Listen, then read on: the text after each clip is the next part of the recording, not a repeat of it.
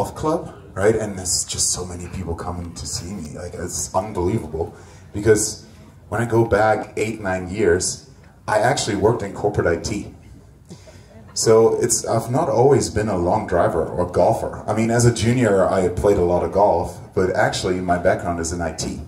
So I used to sell like big IT infrastructure projects, like data centers and like all that stuff. So I know a little bit what a server is. I don't know as much as these guys do, obviously, but I somewhat get a little closer to understanding some of the words they say every now and then, you know? So this, with XView, this partnership, and when I saw, actually, Winston, the reason I reached out to you was because Lee Cox posted a swing analysis on his Instagram, and I was like, my goodness, what is that? Because for the very first time I could actually see the swing plane getting tracked, and that's so valuable, and no one's ever done that before, and I was like, oh wow, what is XView? I gotta talk to these guys, because apparently they know what they're doing.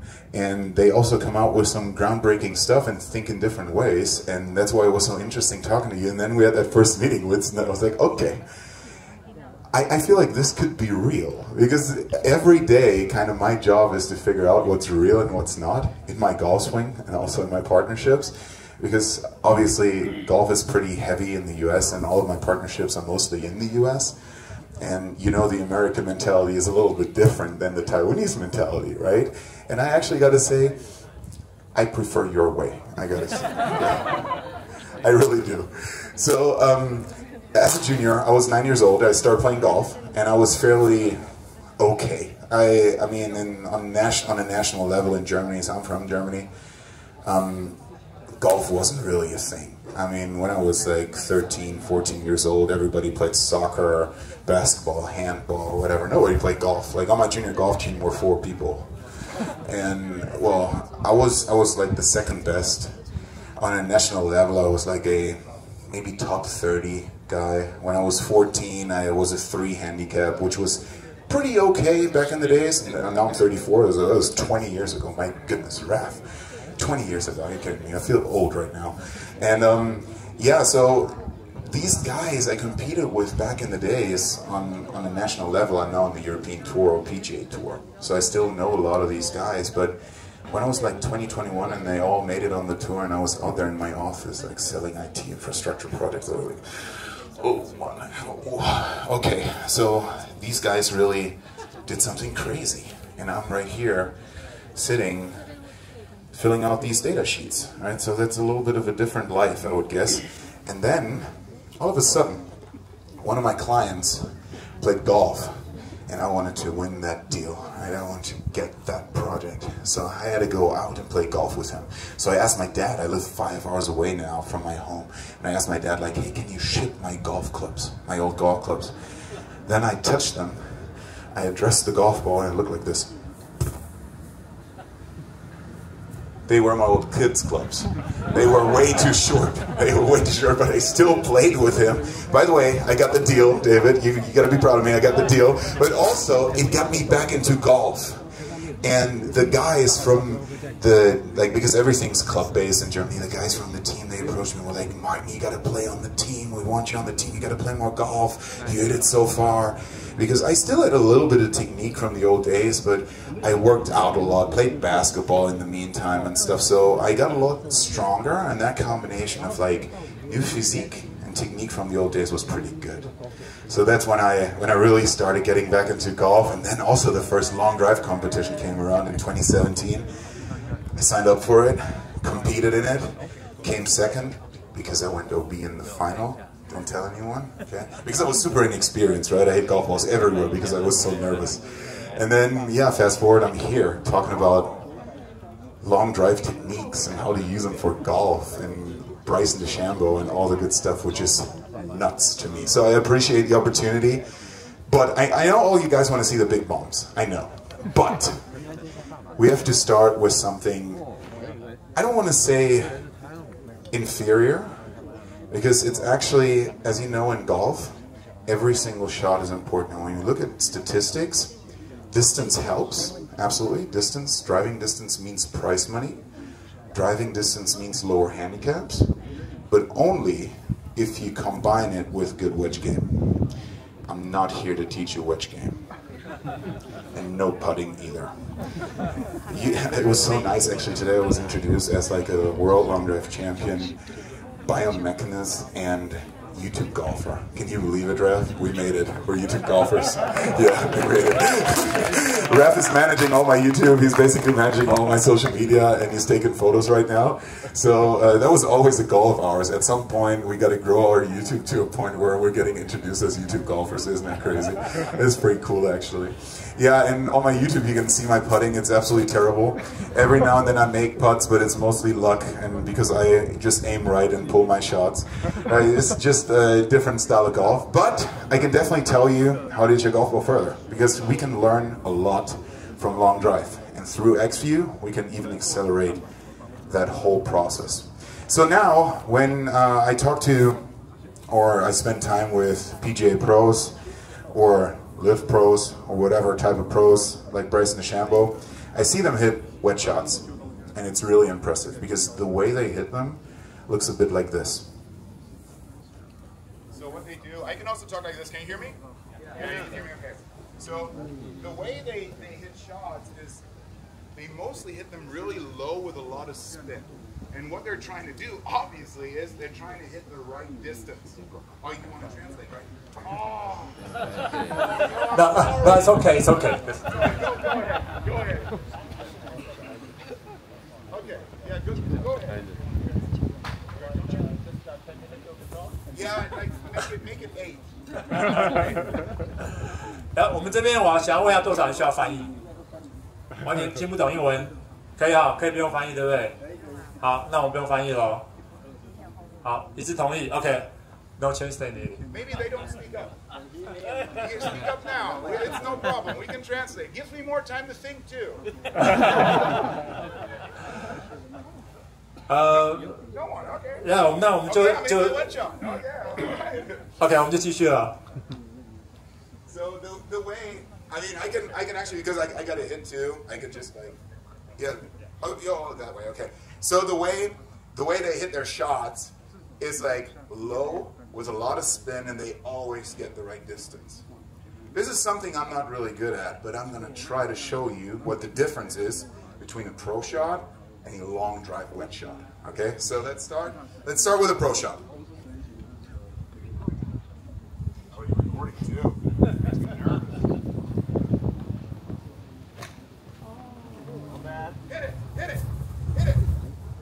Almost. So it's low with a lot of spin, and then it's going to hold on the green. So it's mostly low what I see out there. And now, when I go to long drive mode, and this is my 60 degree, and it's really windy right now. It's going to make it interesting, by the way. It's going to move the ball a lot. I want to show you what a long driver could do with a wet shot.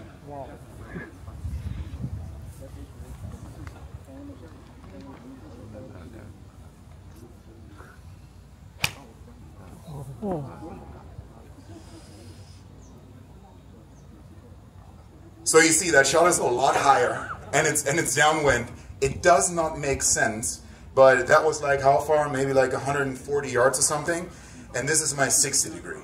So I could actually push it to, possibly if I really wanted to, like 150, 160, but it doesn't make sense because we have more clubs in the back. Okay, so the idea about speed training in general, I can also hold it, thank you so much. So the idea about speed training in general is not that we're trying to push every single shot out on the course. No. We want to bring our entire speed up to a new basis, and then out on course, we just swing it like normal and are faster without even trying. So it feels exactly the same, but it's just 5-10 miles an hour faster. So that is exactly the path Bryson DeChambeau went, because now out on course, he's swinging it much faster, but it's not like he's trying to pound every single shot. So that's where speed training and all this mechanics training comes into play. So now, let me try to show you how an iron could work, okay? So, we're gonna go with, let's do a nice 9-iron. Okay, so what I'm gonna try to do is I'm gonna try to hit the 9-iron a little bit like I would try to hit a 9-iron out on course. You need to reach a little bit. I'm not gonna talk during my swing. It's okay. So the way I would try to do it is like just a little soft cut, right? How pros would try to hit it, like maybe like that. So it cuts. I love cuts, right? I absolutely love cuts. The reason being is simple. My miss hit is left. I hook the ball. So now I love cuts.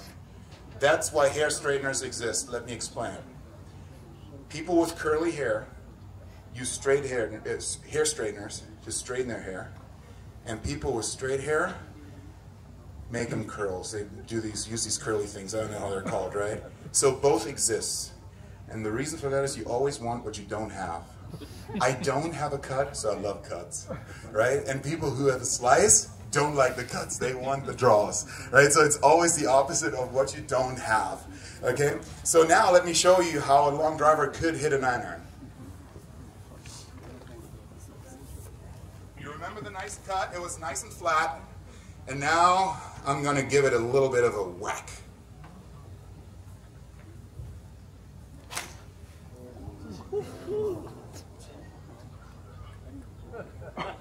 Who did not see the ball? You didn't see the ball? Okay, I made another one, just a little bit. So what you see is that you didn't see it either? Okay, it was really high. So in general, like whenever you don't see my ball here in a little bit, I'm going to hit more in a row. But if you don't see it, just look higher. It's usually a little further up because there's different levels to ball flight. And for long drive, we're probably always up there, right? So this was a lot higher, but also, let me tell you, that ball did not necessarily go much further. The reason is, this is a 9-iron, or it's my, let's say, 190-yard club, period. I could hit it, if I really wanted to, I could push it to maybe 200, but really pushing it would make me only gain 10 yards, because I can just use an 8-iron to hit it further, because what's going to happen with irons is the more I push it, the more it's going to spin, the higher it's going to go, the more dangerous it is to play in the wind, so it doesn't really make sense to push these irons that much. That's why we have 14 clubs in the bag. But what absolutely does make sense is that we're pushing our basis for speed up, then fit all of our clubs, the entire bag, to that speed and dial in our gapping. Me personally, I'm much too fast for golf out on course. If I would pursue a professional career, I would have to dial back my speed a little bit. The reason is, my gaps are too big. So between my clubs, there's 15 to 20 yards, sometimes 25 up there. It's too much. Like hitting like a half shot usually never goes like straight. So it's super important to understand that speed training does make sense, but long drive is the very extreme version of it that's not feasible for golf. But that does not mean that you should not train for speed. Because it's pretty much saying like, today I'm not going to go to the gym. I just don't like gyms in general because I might wake up one day and look like Arnold Schwarzenegger. It's not going to happen overnight, okay? So it's a slow process. It takes a lot of work to get there. So my speed journey took 5 years to get to that point. Okay, so it's not going to happen overnight. Don't be scared of training for speed, but I just want to make sure that you understand long drive is not golf, but we can learn from long drive for golf. And by the way, because I'm going to get into a little bit more demo stuff now, also with XView, whenever you have questions, please just ask right away. If it gets too many, then we're going to continue and take them later on, but please just ask if you have any questions about a specific drill I'm going to do or a specific shot I'm going to hit, okay? So I want to make it as interactive as possible because as you can tell, I tend to speak a lot. Yeah? Okay, perfect. So now, how would I explain this speed journey from the very beginning? The most important thing I had to understand is in golf, you want to be more of an athlete than a traditional golfer. What does that mean? So when you look at long driver swings, and also at swings from Bryson DeChambeau, John Rahm, Dustin Johnson, like all the big hitters out there, Rory even, they move more than they used to move 20 years ago. When you look back at the very greats, like Jack Nicklaus era, they all moved a lot more. And then at some point, We went to the crazy stack and tilt, only rotation, no moving part, because we believed, or coaches believed, it's going to make you more accurate. Which is partly true, but it's going to sacrifice a lot of speed. So now we know speed creates distance. Distance on the tour creates money. So now everybody's trying to get out of that robo mode, that robotic like type of golf swing, into a more fluid motion, more athletic motion. Look at all the people coming out of college right now making it on the PGA Tour. They're crazy athletic. They're athletes. So number one, let's be more athletic. And for that I have a nice drill, because it already starts, it actually already starts before we take away the club. So a great drill for that is actually a step drill. So we want to make that body move before this club head even moves. Looks a bit like this. So what we're going to do is, we want to shift, don't call it a sway, okay? Don't call it a sway. I know sway is a bad word, it's a bad S word, we don't want to say that, okay? So we move, we want to shift off the ball a little bit before we take away the club. In long drive, we do it like a crazy extreme way. Look at Rory, look at Dustin Johnson, look at Bryson DeChambeau, look at John Rahm. They all do it, but you have to look closely or analyze with XView. You'll see it. You see the center of mass shift. That's why center of mass is so important. So before that club head moves away, it's okay, I'm going to shout. So before that club head moves away, we want to shift off the ball. And the easiest way to make that happen is 2 levels to it. First, handle forward. And now just start your swing. What's going to happen is, as that club head arrives at the actual setup position, we've already moved. So just handle forward, swing. And automatically, you're going to shift more off the ball. Second version, a little more pronounced. Set up like normal. Now, use that trail foot, move it forward. Keep your club head at the impact position, or at the setup position. Now, before we take away that club, step.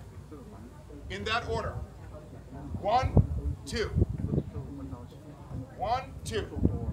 And the more you progress, the more fluid you want to get, right? So in the very beginning, you can be like, okay, 1, 2. Then later on, you go like, so it's one motion, and you feel that all the big muscles in your body, everything is going to load the shaft, is going to move the club head. We want to take away the club swiftly.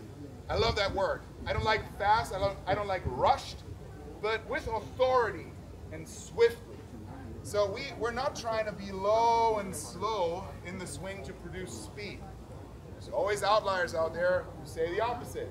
Colin Morikawa probably would not agree, but also he's not that fast, and he's doing a lot of other things very well in the swing that's going to make him go fast. Dustin Johnson, Rory McIlroy, Bryson DeChambeau, they all do it in a little bit of a different way, and this, for drill, is the most pronounced you can do it, that then for a little bit is going to transition over into your actual swing. Okay, let's do a capture, okay, and let's show the guys on screen. Got it? All right, so I'll move over here on a step. What a beautiful shot. Wow, I'm impressed myself. 这时候要来点掌声 ，Please put your hands together for Martu. So now, that is the very first element to getting faster, because this is going to force you to be an athlete, be athletic, be fluid, move. And now, let's see how we can actually do that with XView that we captured. It's analyzing right now? Okay, perfect. So, what I'm going to look at is 2 things in XView. I'm going to look at the center of mass, like I told you guys already, and then I'm going to look at the contouring. So now, let's bring that up. Can you see that a little bit? So right here, that's me. Very narrow position. And now, we step, and now we take away the club, okay? So first, let's look at the center of mass. And we're going to look at the center of mass. Let's use the one without arms, because that's only the body motion. So that is right there. This little yellow dot. You see it right here. Now, as we step, you can see this line. Look at this long, long, long, extremely long horizontal line. And now the club head is going to move now. So you see how much we've moved. So what we do with this is we prime the body to move more before we take away the club. So the next bit I could do with XView is I could use the contouring. So let's go back, let's zoom out a little bit. And I'm gonna put a contour right over my body here. So you can see this orange outline, which shows the exact outline of my body. And now as I step, you can see now the club is gonna leave the ground right here. So now you see how much my body has moved before I actually take away the club. So that creates athleticism, that creates fluidity, and that creates this athletic, speed-driven motion. That then eventually, because what we're trying to do is, we're not trying to, when we work in mechanics, we're not trying to swing hard. So we're trying to make the speed as effortless as possible. My biggest shots, I think you said 239 miles an hour was my fastest swing. 484 yards was my longest shot in competition. Actually, in Colombia, in an exhibition like this, I had 520. But it was in Colombia. It was like crazy elevated, right? The 6,500 feet, it was like blowing downwind, and the ball plug didn't even roll. So I had a little bit of help. But yeah, so these shots feel like nothing. Because everything's in sync. Everything's just fluid, and it's effortless. So the saying, hard is not fast, or swing softly to be longer, applies to some degree, because the club head is going to be faster, but the motion is just so fluid and so athletic that it's going to produce a long shot eventually. So that's the first bit. Is there any questions about this type of drill? 我们现场这个观众朋友可以把握难得的机会提问哦 ，Martin 会很乐意。像这边有一位 Yes, please. Where is your energy come from? Is from your core or most hip? Okay, so this right here, the most I feel it is in my leg, right here, which is then gonna, I mean, it's a connection, right? It's a chain eventually. I feel that leg because it's gonna touch the ground, right? We're connected to the ground, that's gonna generate the ground force. And then here it's gonna load into that hip. So at this part, the core is not that involved. The core comes into play later. But if you would want to focus on one area of your body, it's probably focus on the pressure in the ground that's then winding up the hip. Perfect, thank you. Thank you, Martin. So just wondering, who is the teenager who still progress the technique? So how would you manage? Do you think the power is the most important thing for the beginners, or the technique? What's the priority you will suggest? Thank you. I mean, it's like I don't think technique and power are contradictory. So a golf swing that's very athletic can be both accurate and powerful. But if we set a basis, especially with juniors, that's very athletic, they learn how to be accurate at extreme speeds. Extreme meaning like eventually being maybe 125 miles an hour club head speed out on tour.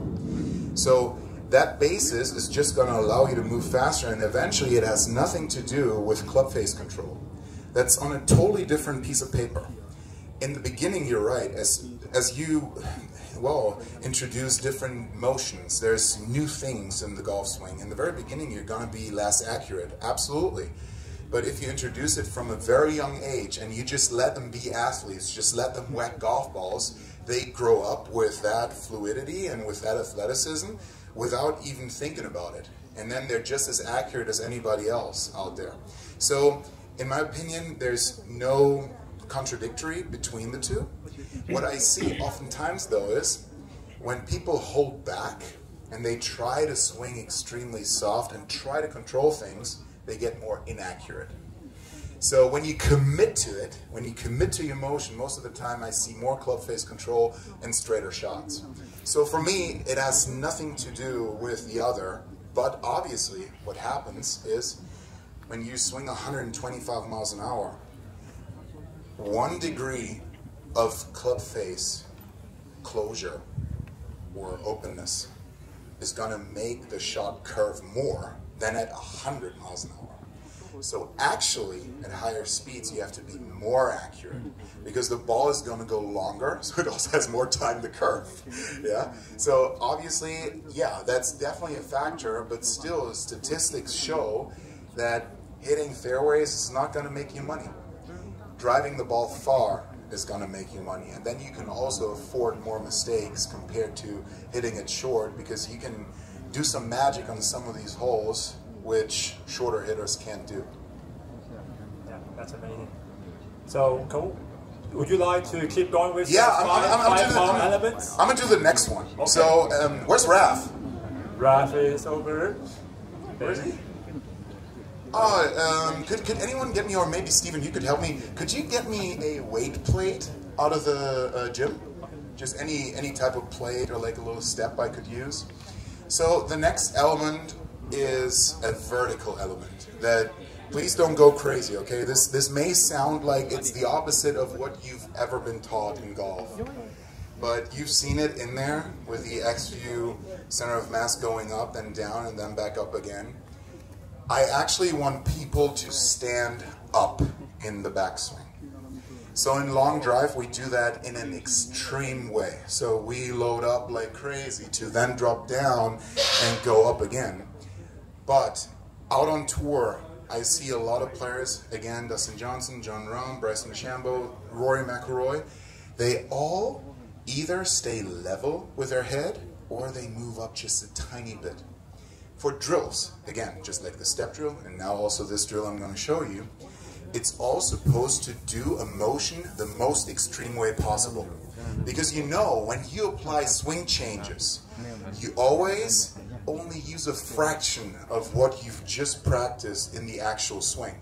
So in the, I can't step on that. I can also just, I can just step on this. It's fine. I can just step on the mat. It's perfect. Thank you, Stephen. So it's important to note that a drill is supposed to be extreme, and just a fraction of that is going to transition into the actual swing. We know that from any swing change, really. You want to improve, you got to do it in an extreme way, and then eventually it's going to feel like, oh, I did like this crazy new move. And then you check X-View and you're like, oh, it's not even that much, you know? It's like, maybe only a little bit. So now, we want to move up. That's the next power element. The vertical element of moving up and raising that center of mass. And for that, I have a really interesting drill as well.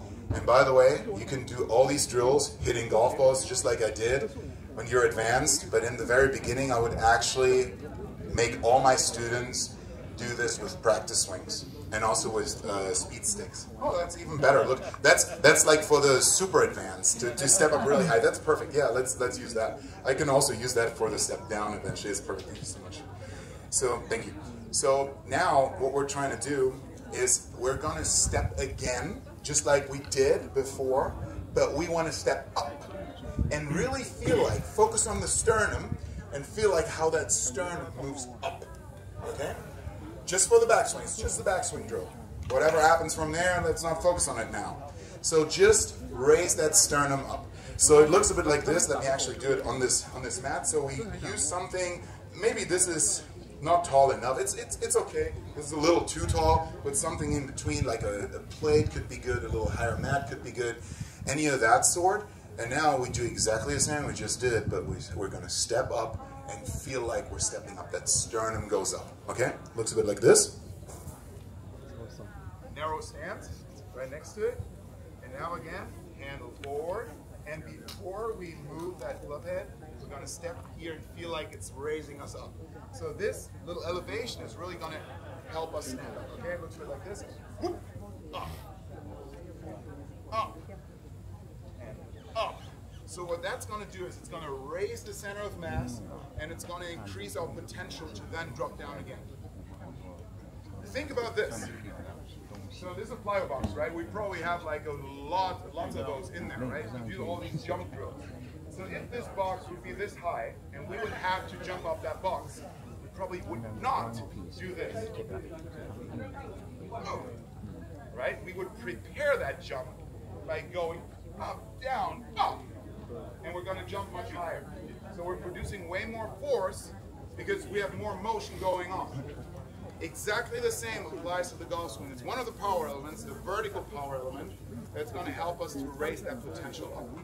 So now, I would have my students step up that box and really try to swing as hard as they can to use that potential, right? So feel like you're raising up and now you're using that potential to swing.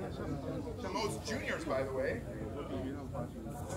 this is so great about juniors. You teach them one thing or you show them one thing and they do like 5 other things perfectly well. Most of the time, because it's a chain, right? It's a continuous process. So you step up and now you're trying to utilize that, and without telling them, they most of the time use it anyways. So it's just being more athletic. And then obviously you can also hit golf balls with it. I don't want to take a big chunk divot, so I'm not going to hit, but you can as you're really advanced. So now, what we want to do for our next step is we want to track this. So let's track it. Let's maybe, oh, I still have my phone. Do you know the pin? You don't?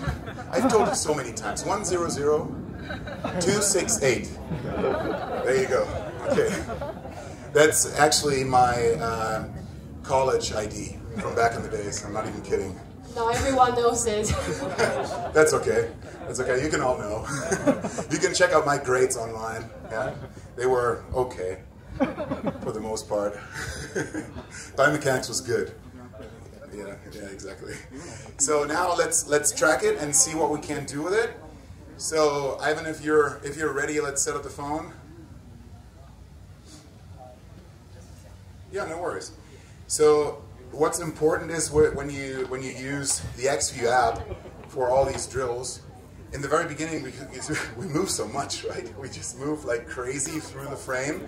What's really important is that we don't set up the camera in the very center. So we set up a little offset like this, so we almost step into the center, if that makes sense. So if I would start the drill here, I would almost step out of frame because I just move so much, right? So let me just move this mat a little. That's probably going to help. Is this okay, like here? Yeah? So that's actually important. I mean, XView is super easy to use yourself as well on the tripod. But it's always important that you're aligned correctly. If you set it up crooked, you're going to get crooked results, okay? So set it up like perfectly straight, like that. I'm a step here. Yeah, is that okay? Beautiful. Okay, then let's do it.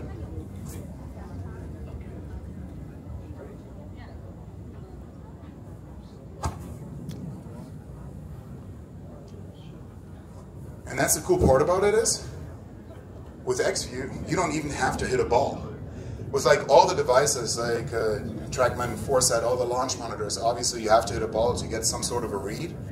On XView, you can just swing and rehearse the movement, and you actually get a read and you see what you've just done, which is really cool because practice swings, freshie swings are extremely important to improve and just rehearse a movement and get an accurate read. So, and that's how quick it is. Did it already analyze? Wow. All right, that was fast. So you see me over here.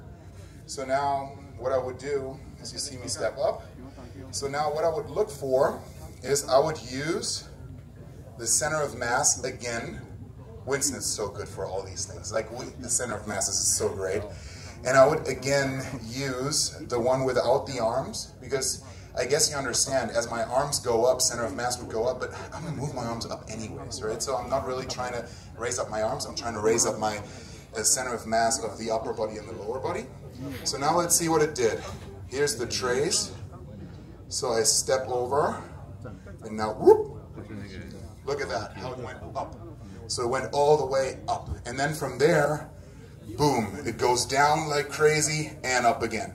So we want to see up, down, and up for extreme power. So for most swings out there, when you look at the real center of mass, so not the one with the arms, but the one without the arms, and you look at a golfer, like a stack and tilt golfer, it's mostly just 1 point. It's not moving much. It might move a little bit, but this is extreme. So now we can use that drill to really feel how we're going up.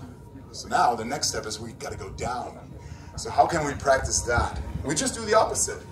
We step up here and go down, like that. So we want to feel how we're lowering the center of mass, but we have to do it in the right order. So we have to swing up, and now as we're up here, we're patient, we pause almost, and then go down. So we have time to lower that center of mass to create a lot of pressure into that lead foot, and that pressure is going to allow us to explode off the ground. So that then is going to look a bit like this. So we step up here, we stand on that elevated platform, we swing back, and now we're not going to step in the backswing, we're going to step as we're up here, and then feel like this is going down. Important note, we don't want to do this. We don't want to move the entire body forward.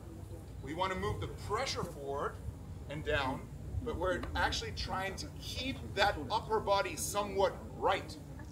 So it looks a bit like, in an extreme way I would say it's almost like this. So this stays right, that goes left. For all the crazy biomechanists out there, is what we're trying to achieve is torque. Who knows what torque is?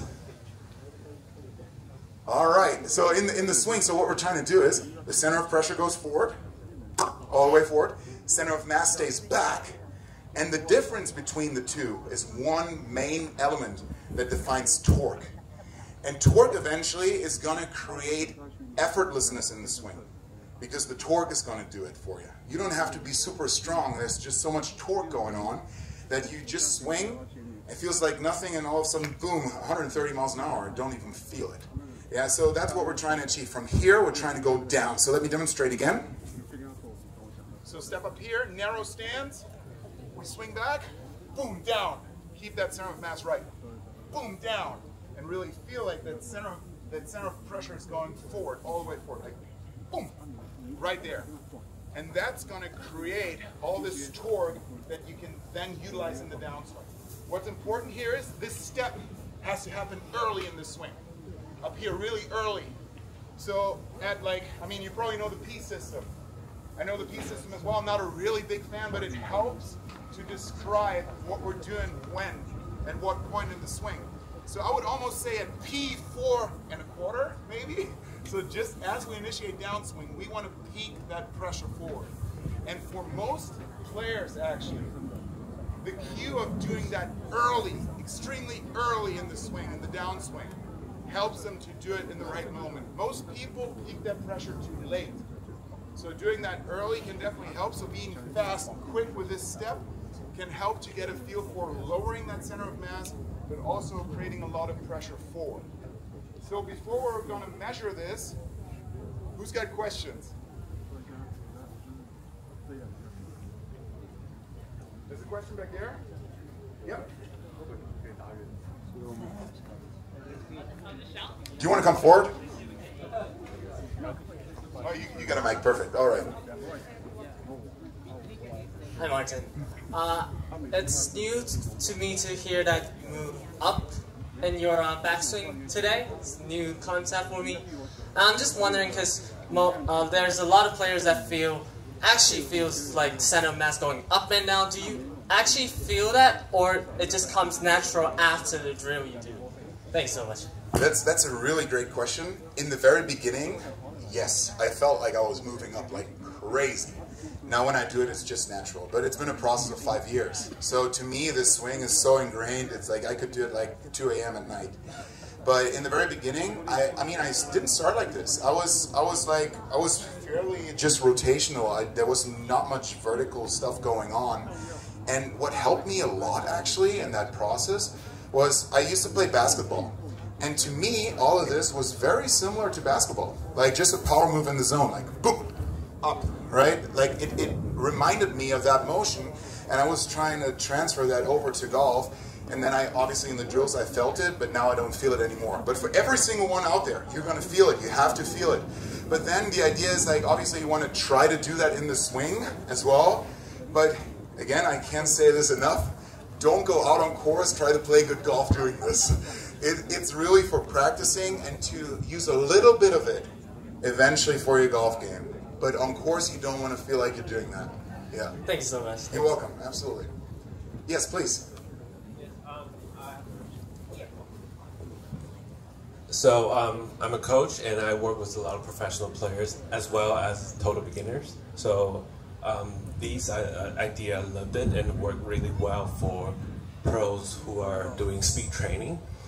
But with some beginners, or I would say not as advanced player, when they try to move up, they also lose the shoulder plane too much, so they don't get enough side bend. So with people like that, what are your suggestions to be able to train the benefit of moving up and down, but also not losing their shoulder plane too much? Yeah.